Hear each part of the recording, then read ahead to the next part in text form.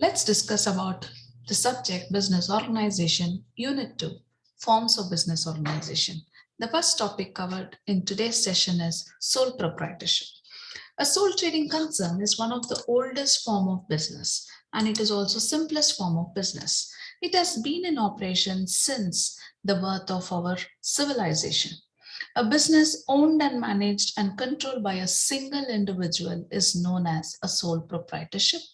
It is also known as sole trader. Sole proprietorship is a business that is owned by one person. Simplest form of ownership and easiest to start. Allows the owner to pick and choose what assignments to work on. Possible to make more money than when working for a salary for another business. Sole means single and proprietorship means ownership. It means only one person or an individual is the owner of the business. Therefore, the business organization in which a single person owns, manages, and controls all the activities of the business is known as sole proprietor. Such business is referred as sole proprietorship business organization. The individual who owns and runs, they are also referred as sole trader. Definition. This is the definition given according to Business Act 1956, which was later amended in 1978. It is a business that is run by a single individual who makes all the decisions, although the proprietor may engage employees. Personally entitled to all the profits and responsible for any debts the company incurs. There's also another definition given by James Stephenson. He says a sole proprietor is a person who carries on business exclusively by and for him. He is not only the owner of the capital of the undertaking, but is usually the organizer and manager and takes all profits or responsibilities for losses. Let's discuss the features of sole proprietorship. It is one man ownership, no separate business entity, no separation between ownership and management, unlimited liability, all profits or losses to the proprietor, and very few formalities. A sole trading concern is owned by an individual known as proprietor. He is the sole owner. With his abilities, he runs the business and he is responsible for the decision taken by him. Liability is unlimited. For the debts of his business, the creditors have a right to recover their dues even from the personal property of the proprietor. Profit sharing. The proprietor is a sole promoter, risk taker, manager, financer, and decision maker in the case of sole trading concern. Therefore, he is entitled to enjoy all the profits of the business. At the same time, he himself bears entire risk if anything is resulting from his business operations. Let's understand both merits and demerits of sole proprietorship. Easy formation. It is economical and easy to start a sole trading business. A sole trading concern does not require any agreement or registration. It requires few formalities for the commencement and closure of business. A sole trader can start his operations just by opening a bank account and registering his firm with the sales tax and income tax authorities. Business secrecy. It is of vital importance to the business of any form of business organization. Being a sole owner, the sole trader is not expected to share his trade secrets with anyone. Flexibility. A sole trading concern is highly flexible type of organization. He can expand his business. There is no one to restrict him.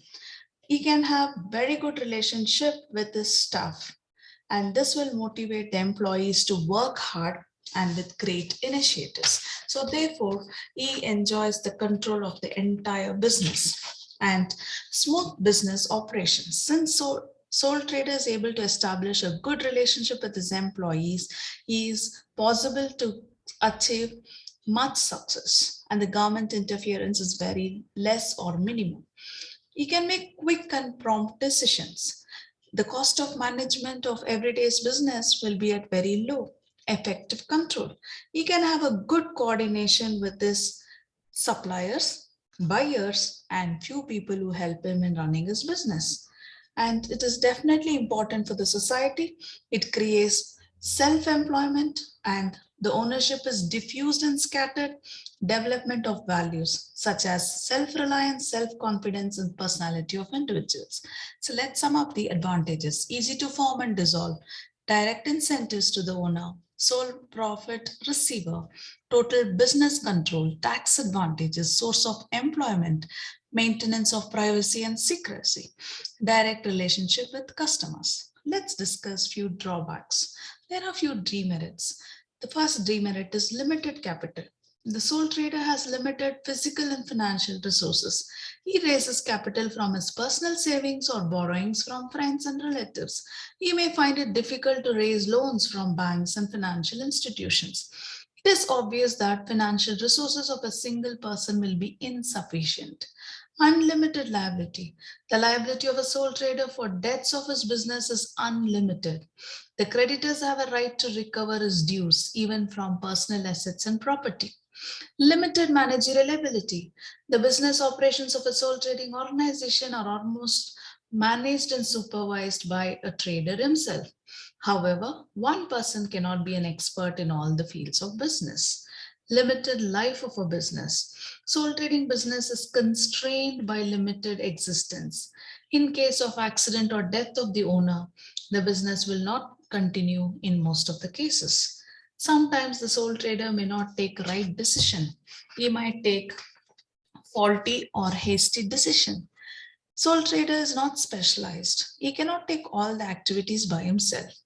And weak bargaining position. A sole trader has a very weak position in bargaining because he does not buy in bulk. He buys only for limited purchase and sale. And let's sum up the drawbacks. Business continuity problem, as I mentioned, in case of death and accident or health issues. Limited managerial ability since he is not focused on all the areas of skills and potential. He is not master of all the areas. Liability is very limited because he brings his own capital or few borrowings and limited loan. And in case of loss, even his personal assets are liable. So unlimited liability. It is not suitable for future to think on medium and large scale operations.